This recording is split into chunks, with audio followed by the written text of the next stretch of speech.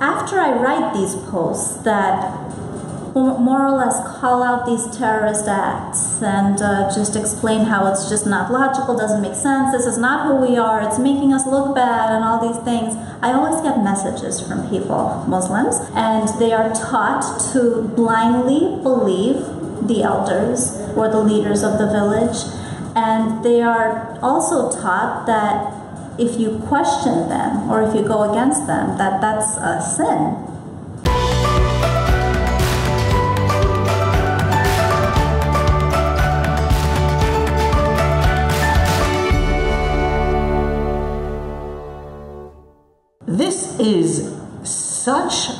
This is such an honor, Farhana. It's not just a pleasure. It is a true honor. And for those who are not familiar with you yet, here I want to read out the initial message I sent. First of all, you could say hi. Hi, everyone. Nice to see you all, sort of. But I want to read out the message that I initially sent out to you. It was a sweet message. I appreciate that. You have a way with words. I appreciate that.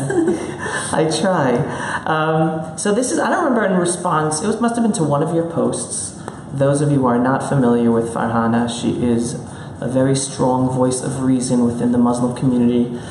Can I call you a religious Muslim or sort of religious Muslim? So many would say that I am because I follow so many of the things, but I clearly don't cover my hair. But I didn't think of that. I'm just assuming you wear wigs like we wear wigs, but no, it doesn't work like that. I guess it depends who you're asking, but I'm definitely very observant. Very observant. Okay, that's a good. Yeah. So it was in response to one of your posts. And I reached out to you and I wrote, "Great post today, Farhana. Thank you very much for being a voice of sanity. I very much believe in coexistence, and it saddens me that the growth of Islamic terror against Jews in Israel pushes the possibility of coexistence further and further away. I believe very strongly that the only way to stop the violence is to call out the cancer of evil." I'm very strong in my language. Very accurate, though. The cancer of evil that exists within Islam and not deny it. I say that message strongly, not just for the sake of Jews, but even more for the sake of Muslims who want to celebrate life and not fear the intolerance and violence within Islam. I'm just explaining myself because I didn't want to offend you, and if I do, please know it's not that I hate Muslims, because I don't hate Muslims at all. I hate the evil that has to be eradicated within Islam. I totally accept if you disagree. I had no clue how she was going to respond to this. I forgot how I responded even. Yeah, but I would love to learn more from you, which I do. And again, I just wanted to reach out to you and say thank you for being an important voice of reason from the Muslim world, and to clarify that I never intend to offend you with my strong voice against the intolerance and violence and terror growing within the Muslim world, etc., etc. Such a way with words. How could I not respond to that? I know plenty of people who would not have responded. People messaged me and I was like, yeah, I'm responding to that one. Well, first of all, it's all true. It is. It really is all true. You are such a voice of reason. And I guess, you know what, I'm going to start with the heavy question first. Is it possible for Islam to be changed so that this violence and intolerance can be stopped? So Muslims themselves can be safe from within the religion? What do you think? Well, it's a very, very tough question to answer. First of all, I would never claim to be an expert on Islam as a whole. Because I'm talking to Farhana. Yeah. Right? Just Farhana. I am not an expert on religion. I am not an expert on politics. I'm just really a very average human being that just happened to go semi-viral on Facebook because of a couple of nice posts. I guess I just got lucky, right place at the right time. So anyways, can Islam be changed? There's so many sects to Islam, first of all. And then there are so many Muslim countries. Islam is practiced differently in each of those countries. Yes, we all have the same book that we consider holy, but even so, somehow practiced very differently, and it's just very evident when you just see how women dress even in each of these countries. Not all of them wear burqas, not all of them cover their hair with hijabs, and those that do, I mean, some of them show a little bit of hair, some of them not at all, some of them They would wear buns up high and some not. Some wear like really sheer fabrics, others don't. So many variables. And I'm sure it's like that with Judaism For too. sure, like 100%. so many, I don't know what, loopholes and I don't know. But even in each respective country, now this is where we need to bring a mathematician in or something, because I'm not a math person, I'm a words person, but in each respective country, it's practiced differently between cities, towns, villages. Will Islam just be changed completely internationally between all these countries, all these sects, all these towns, villages, cities? I don't know. But then again, and this is something people debate about so much, I mean, it's really just a small percentage of Muslims that are committing these terrorist acts. That's enough to cause quite a stir, indeed. All I could speak on is like just my own experiences, because again, I'm really not an expert at all. So after I write these posts that more or less call out these terrorist acts and just explain how it's just not logical, doesn't make sense, this is not who we are, it's making us look bad and all these things, I always get messages from people, Muslims, from many different countries, many different towns and remote villages. They would like just have internet for a couple of hours a week, and they go on Facebook on their alias accounts because they don't want anyone to know. Like, I'm sure all of us we've seen like all these very Muslim names have these super alias accounts that like would just have a flower as a profile picture or whatever, you know. Oftentimes, like the first reaction would be, oh, this is probably someone who's like out to troll me and doesn't want their face to be seen or whatever. Not necessarily. A lot of times it's just good Muslims that are not able to publicly be friends with people outside of their towns, and so they create these alias accounts. But in all these villages, they are run by elders. And oftentimes, people who live in these villages aren't very educated. I mean, they're very intelligent in their own way, I'm sure, but they just don't have exposure to people outside of their own. And they are taught to blindly believe the elders or the leaders of the village. And they are also taught that if you question them or if you go against them, that's a sin. Right, and that's what's believed. That's what's believed. I'm not sympathizing with these people, but you also have to kind of understand where they're coming from. It's wrong, completely wrong. Terrorist acts are wrong, without a doubt. But as far as like, you know, when you put on their lenses, it's the truth for them, and I mean, they feel that they truly are doing the most righteous thing. Now, I don't know what to say about the terrorists that commit acts to get like 72 virgins. That's weird. I have no idea how to rationalize that. I try to be devil's advocate. Okay? Yeah. I try my best, but 72 virgins. And you know what? Again, to go back on the point of like everyone being taught different things, I wasn't taught that growing up. Neither was like anyone in my family or friend circles. I was taught something completely different. Not to kill yourself, first of all. Well, we believe killing is a sin, killing others is a sin, and suicide is frowned upon also. But we weren't taught 72 virgins. We were taught something more like 72 angels that would just cater to your every whim. Got it. So someone changed that along the way, possibly. So it's like interpreted differently. And to be honest, all I need is one angel to make me shawarma. We'd all be blessed if we had one angel to make us shawarma. Right. So yeah. I started with that heavy question, but it's not really fair. I don't want to talk to Farhana as the representative of the Muslim world. I'm so not. I want to talk to Farhana as Farhana, and for those of you who are not familiar with Farhana, she is a very strong voice, also of support of Israel. Where did that come from, Farhana? Where did that come from? You know what? It didn't happen overnight. So I was brought up in a Jewish area. Like since always. Really? Very early childhood. So therefore, you knew Jews growing up all along, and not only Jews, like all of them, they all had very strong ties with Israel too. And I was never treated any differently. So I knew that I was a Muslim, but I didn't think that there was any real difference between Judaism and Islam, because I was never taught to look at my Jewish teachers or my Jewish friends or my Jewish neighbors. Like, I wasn't taught to look at them differently. I wasn't taught to question anything. I wasn't taught to stay away from them. Nothing at all. So I just figured, like, because many of our customs, there are just so many parallels between, like, the customs, cultural values, family practices, just excitement. There's just so many parallels. I figured that maybe one is a sect of the other, which it kind of sort of is. Yeah, one grew out of the other, right? Out of the Middle East. Yeah, exactly. So that was what I figured, and like growing up, I never learned that there was any kind of conflict at all between Jews and Muslims. I learned that in college, really. I mean, that's how, I guess, sheltered I was. And I mean, it took till, I don't know, when I was in high school or something, to realize that anti-Semitism still exists.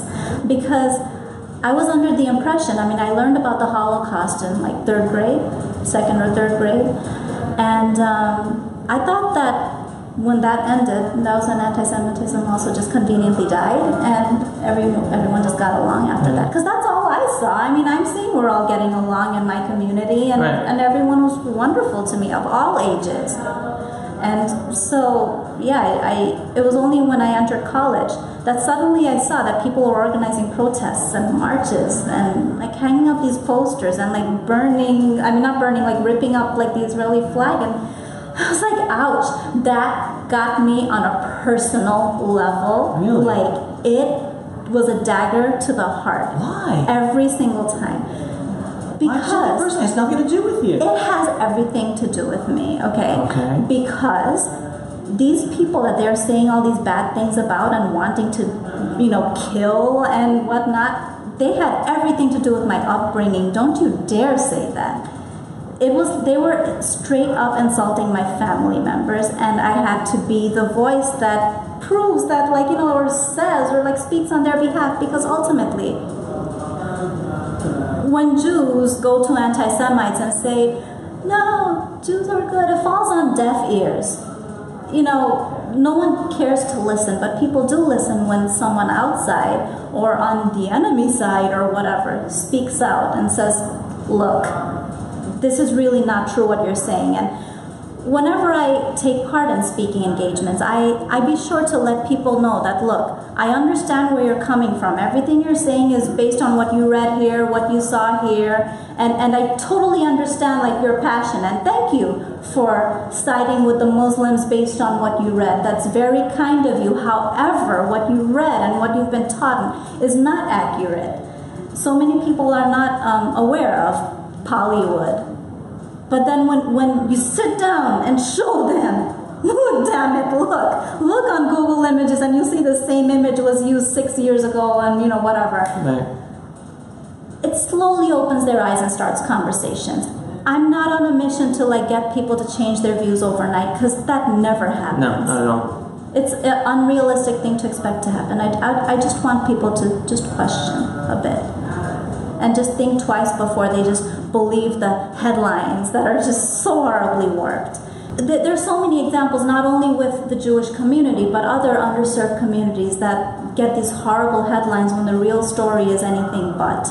And I prove to them, look, for example, when cops, or when there are all these stories with the policemen and them being terrorized now in the States and such, and when they defend themselves, or when they shoot people who have shot them, it's justified. Right. Whereas here, if someone tries to stab a soldier and then other soldiers shoot the terrorists, it's so bad all of a sudden. All that's seen is that, Israeli soldier shot a Palestinian. But it's yeah, but what did the Palestinian do? There's a reason. Every action has a reaction. Now you can't expect all the soldiers, comrades, to be yeah, obviously, they're going to shoot down the terrorist, and by shooting down the terrorist, it's not just for the sake of protecting their comrade. They're protecting the community. This is someone that could like really kill a lot more people, Muslims included. And these soldiers are protecting the Muslims too. Right. They're protecting everyone.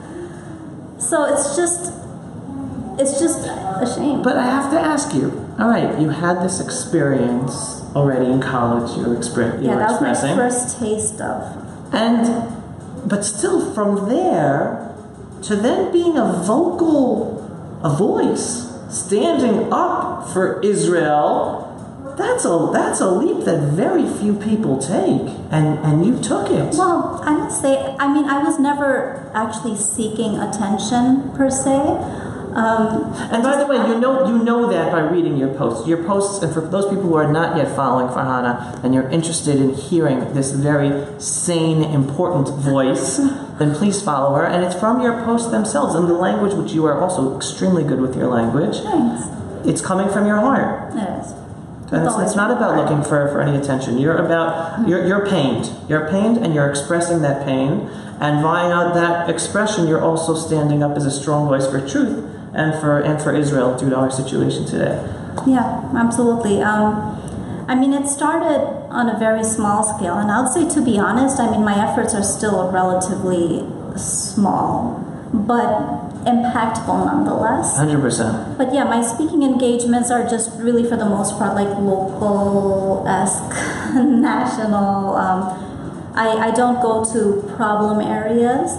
I did want to go to problem areas because I knew that I would be protected, more or less. But ultimately, my family was like, "No, you're our baby. You're our pride of the family," and so I had to, like, for their sake. That's scary for them, knowing the reality of the world today. Definitely scary for them. So the next best thing I could do to still reach a lot of people is write. So I write. And so she writes. Yes. And we hope you can. I'm going to say this because I'm a realist. I hope you continue to write. Even though if that day comes that you have to stop because of whatever threats, I would totally understand. There have been, I've never received horrible threats, thank goodness. Is there wood anywhere? I'll have to... Anyway. Oh, knock on wood? Anyway, whatever, I guess not. But nonetheless, I haven't received horrible threats but I've received attacks of people calling me a betrayer. But I don't let it get to me because I understand where they're coming from. Thinking that, saying that. So I'm like, all right, I'm sorry you feel that way, but whatever, moving on. I don't let it get to me. And also, there have been so many times I've seen that like people would start like trying to escalate some kind of beef against me, but then suddenly so many Jewish people that I don't know would just bombard them and stop them. And it's like, yeah, these are the people I'm fighting for. Right. Wow. Oh wait, so why still? Still, you made that leap. You didn't have to. You didn't have to make that leap. But the thing is, it still bothers me on a personal level. Whenever I see these protests, hear these protests, all these speakers saying such horrible things against Israel, against Jews, it really, really gets to me because it's like, look, okay, fine. I mean, there's so many people that are like, oh, Zionist organizations are paying you off to say things, and I'm like, honey, I wish, like that would be so awesome. We all wish we got paid. Yeah. I have not earned a dime from any of my speaking engagements. I have earned friendships and good food, but I did not earn a single dime. Right. So it's like, yeah, no, I have not gotten paid by Zionist organizations. But if there's a Zionist organization that would like to pay me, bring it on. So yeah, I don't get paid for anything. I just completely, everything's totally from the heart, not biased in any way. And I'm a living example of what happens when you are a Muslim that chooses to coexist with Jews. Right. I wouldn't say I'm so successful, but I'm doing very, very well. What do you mean not successful? You are in Jerusalem, working for a Jerusalem-based company. I'm in Jerusalem, working for a Jerusalem-based company. I've worked with Israeli startups for the better part of the past decade, doing marketing. And you know what? They treat me like a princess. Everyone treats me like which is why I stick to working with them. Nice. And it's fantastic. I love it. I love it, and all Muslims would love it if you're just nice to Jews, because you know what? Muslims get hate too. just as anti-Semitism is a thing, Islamophobia is a thing. And there's one thing that I realized with communities that are neglected or underserved or just not liked. If you give these communities, any community, just a little bit of love, you get it back tenfold. That is with the black community, of course. They are not nearly as loved and as represented, whatever, as much as they should. But if you give the black community a little bit of love, you will get back so much support. If you give the Muslim community a little bit of love, you'll get back so much support and food too. And same with the Jewish community. Give them a little bit of love. You will get so much support, food, and awesome connections. That's right. So right. That's right. That's right. Because generations, that's how we lived. It was all based on connections because we were spread out all over the world in exile. People talk about oh, Jews are trying to take over the world. Jews make up such a small portion of the world. The only reason so many of them are successful and many are not. The only reason that is true. Many are not. Very true. Many of them are like, dude, where are these Jews that are successful? But anyways, the only reason that so many of them are where they are, it's because they help one another. And it doesn't take much to enter these inner circles to just help one another. There are so many more Muslims than Jews in the planet. Right. So I have no idea. I think you're 1.6 billion and we're like maybe 15 million. Speck. That's a little speck compared to how many Muslims there are. But Muslims, we don't get along. We don't even get along with each other in our own respective countries. Muslims in one city don't like Muslims of another city. And then there's the civil wars going on in each country, and then there are the sects. Yeah, and between the sects also, and then between one country and another, we're just so busy killing each other and not being productive. So if you're busy spending your time and resources and your intelligence on figuring out how to terrorize instead of how to build, right. That's not so good. Muslim leaders, you should be listening to Farhana loud and clear. Oh yeah, but just please don't attack me. Please don't attack her. I'm a friend to all. But I also want to add, anyone watching this video, and I'm going to put a text as well, okay. do not write any bad comments to Farhana, about Farhana. I don't care what your position is on the Middle East, on the terror in the Arab world. Farhana is a wonderful individual, a wonderful person. Whether you agree with everything she says or not, doesn't make a difference. You treat her with respect, and as she said, give her love and give everyone love out there. So please, no bad comments. I'm not claiming to be an expert in anything. I am only speaking on my own experience. And again, I say all I say about Israel because of my lifetime dealing closely with people with ties in Israel and my multiple visits in Israel. Multiple? You've been here before? Yes! I had no clue. Not that I thought this was your first, but I really had no clue. Wow. Yeah. Wait, can we go in the direction of your connection to how you got this job? This job? Whew. Okay. If you want to start from the very beginning. Isn't it one individual who's... Yeah, it's one... HF? Yeah, it's HF. It's HF? It's HF. It's HF. It's him. We can say his name. It is Hillel Fold. The Hillel Fold. Yes, the Hillel Fold. He's an advisor for the company, and he brought me in. But you've been working with him for years. For years. He's actually my mentor that got me into online marketing. Really? Yes. How did that happen? That happened so after I graduated college, right? It was just so hard for me to get a good job because that was when the economy started tanking too. And I wanted to be in PR. But all these companies kept taking me on to simply announce that they were closing. So it was just so bad, and it didn't look good on my resume to work with all these companies for 1 month, 2 months. You were hired for 1 month at a time at all these different companies? Yeah, but I needed the money too, and I wanted to get impressive jobs, so that was not very fun.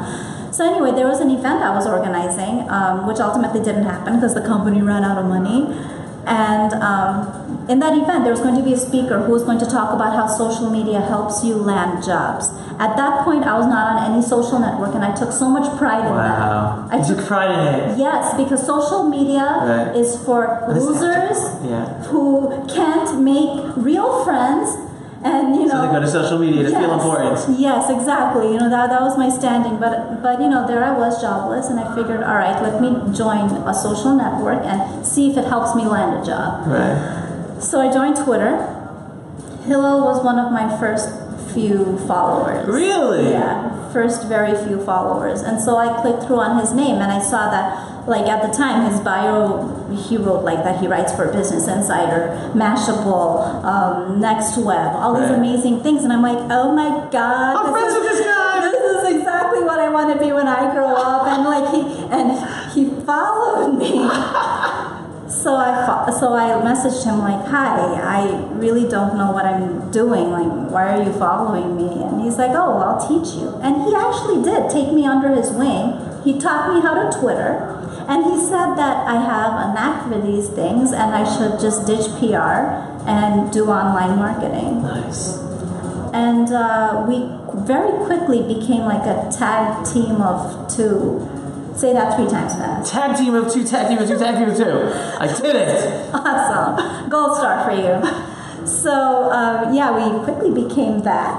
And we've been working with so many companies, officially and unofficially, like for the better part of the past decade. Israeli startups in particular, yeah. Right, because that's Hillel's direction. And I mean, but I actually did though, like, there was this one dry spell, because, you know, when you freelance, there are dry spells. And there was one where I just simply was not getting a gig with an Israeli company at all. So I worked with one that wasn't. And this was my first time in a couple of years working with a company that had like 0 Jews in it. And it was so depressing for me. Really? It was honestly emotionally, physically draining for me, and it was just an office. Why? What was different? Because I felt like I was aging every single day, like rapidly, because none of my colleagues were looking forward to Shabbat. None of my colleagues were looking forward to the holidays that I grew up looking forward to. So many holidays, and no one cared. No one even knew of the existence of these holidays. So there goes like so much conversation that could have happened, like exciting conversations. And so all these people, like they were so robotic. No one cared about like family values like the Jewish community does. And it was like so dry and horrible. And I was like, oh, well, I need to get back. I need to get back. I hate it again. So I got back, and yeah, and just I'd rather just have dry spells. That is so interesting. Than work with a company that's not Jewish or Israeli run or something. Like I need colleagues that are Israeli and or Jewish. Wow. Wait a sec. So then let's jump there. What do you think are like the 3 like unique things about the Israeli tech startup culture that you've been so involved in the past decade? 3 unique things. Well, or go for 10 or go for 1, whatever. I'm just giving you a leading question. As a marketer, it's really great for me to like. It's easier for me to get gigs because the Israeli culture dictates that you just have to be like very quick and I guess forceful with things, and I have more of a American gentle, subtle approach when it comes to approaching clients or prospects. You just brought up the Achilles heel of Israeli marketing, which Hillel's been talking about for years, and which he's been promoting as well. The subtlety. It's the subtlety of sales, not the hard sale. So it makes it easier. Like the need is clearly there. My command of American English comes in very handy. But overall, like working with Israeli colleagues, like or just in the Israeli startup scene in general, there's just more of an excitement, and everyone's more genuine. I would say with the companies that I've worked with in the past that were not particularly Israeli, everything was just like all about the beer and the bro culture and awesome guys and let's hang out and drinks. And I'm like, okay, yeah, I mean, that's great, but like, for like I am, like not not just like all the time, and I don't know, it just didn't feel right to me, and I didn't fit in. I got like sick of the interactions that I knew were dry and not meaningful. Whereas here, whenever people ask me questions about my life, I know it's from a good place. Like people, because I'm based in the States and like, Israelis ask me questions and they ask a lot of questions. They're like, oh, I hope I'm not being so nosy. And I'm like, no, it's reached a point where if people don't ask me like deep questions, I feel like they don't care about me. Nice. And now you're working for one of a really hot, growing tech company, for not just for Israel, for the world. This place is booming. They are. Muslim girls saying a thing is booming, but yes, indeed. Indeed. I should use a different word next time. Yes, and we are here at Home Talk. For those of you who are not familiar, biggest DIY, do-it-yourself business website platform. It's 11 million active members strong. Unbelievable. And it's only growing. Actually, it's more than that. I don't remember the exact number, but I'm going to write a post about it later. It's just amazing how the growth of this company and the members and the interactions between the members. Now, one thing I noticed about the DIY community that's definitely different from other communities I've worked with in the tech space in general is that everyone is so supportive of one another.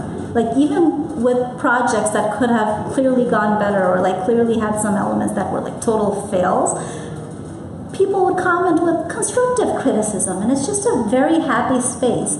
And with Home Talk being just such a great platform and just everything is so wonderful about it, it's really an easy marketing job for me. I don't have to get like so creative to convince people. Trust me guys, Home Talk is great. Like they see it and they're like, yeah, it's great. I mean, our Facebook page has like almost like 6 million likes and like so many comments on all these like videos, lots of cute videos. Check out Home Talk on Facebook. Like I'm not just plugging. I mean, like really, check it out because the videos are super cute. Like you see people assembling things really quickly, it's sped up, and it really awesome. I love it. Yeah, this company has really harnessed the ability to get user-generated content, like yes. to the nth degree, like really. Yes. I mean, I mean, there's so many people that love to DIY, some more than others, and this gives them a chance to have a little bit of spotlight and recognition for their talents. And it's really wonderful, and so many great ideas too. I mean, I'm a creative person. I don't really get time to DIY that much because, I don't know, I mean, I guess working with the Israeli startup scene, it's like, okay, do I like do something else for 2 hours, or do I like write more blog posts and get paid for them for like, so yeah, but like since joining Home Talk though, I take a look at all the projects that are posted on the site. Really? That's a lot. Every last one of them. That's a lot. Yeah. You need a full-time job just to look at all the projects on the site. Well, this is a full-time job. Wow. So I look at them. Good point. Good point. And I get inspired and I'm like, damn it, I'm just going to do some of these because they're just so awesome. And like so many of them are like, you don't even have to spend a lot. You could like upcycle items you already have at home anyway. Those are the projects I go for. Unbelievable. Yeah. Now, another exciting thing about Home Talk is it's part of the Jerusalem ecosystem of technology and growing technology. Yes. Have you worked for other companies that have been Jerusalem-based or no? This is my first Jerusalem-based one, and I'm really excited about that. All the other companies I've worked with were all Tel Aviv-based, and then like people, I don't know, is there some kind of rivalry between the two ecosystems? I think it's a healthy rivalry. Okay, because like I always, like while I was working with the companies that were based in Tel Aviv, like I would have all my Jerusalemite friends being like, oh, you used to come to Jerusalem, you used to work with a company that's based in Jerusalem, and I'm like, well, it's all the same country, we're all brethren here, it's okay, whatever. But I must say though, yes, I'm enjoying this very, very, very much. Well, Farhana, I want to thank you so much, first of all, for your time. Yeah. Second of all, for meeting you in person. Third of all, for being such a wonderful, sane voice for humanity, really. And it really is. Like, it's not rocket science. What am I saying? It all boils down to me saying peace, love, and harmony, right? I mean, I'm really not saying anything particularly profound. I just get lucky every single time with people liking the things I happen to write. unfortunately, I mean, it's crazy that the more advanced society is getting, the more people are not using their brains to use logic. That's true. And so, yeah, thank you for using your logic. The critical thinking is like slowly disappearing. And we're both in social media, right? Yeah. This social media culture of immediate responses and not thinking before you write and throwing not words. Reading before you comment. Oh my God. It's this instant culture that's just, I mean, I fear for my children and therefore my children's children. Like, what's going on? We're getting dumbed down. We are, but I guess it's just up to all of us to teach our children to only read things and take it all at face value, but actually try to go deep into the actual source to learn the truth, because I don't know, news is just getting increasingly unreliable. Right. I don't want to say fake news, but I just did. Right. Yeah, no, that's fine. All right, well, Farhana, thank you so much. Batzlacha, good luck in everything you're doing with Home Talk, other projects, everything. As a religious person to a religious person, may God bless you in everything you touch and your family, and much happiness. And I look forward to continuing reading your very inspiring and truthful posts. And again, everyone who's not yet listening to Farhana, now's a chance to follow and share her messages that are so important. So thank you so much. Thank you. And thank you for listening. Pulse of Israel, frontline videos from the Holy Land. Support our work by donating today.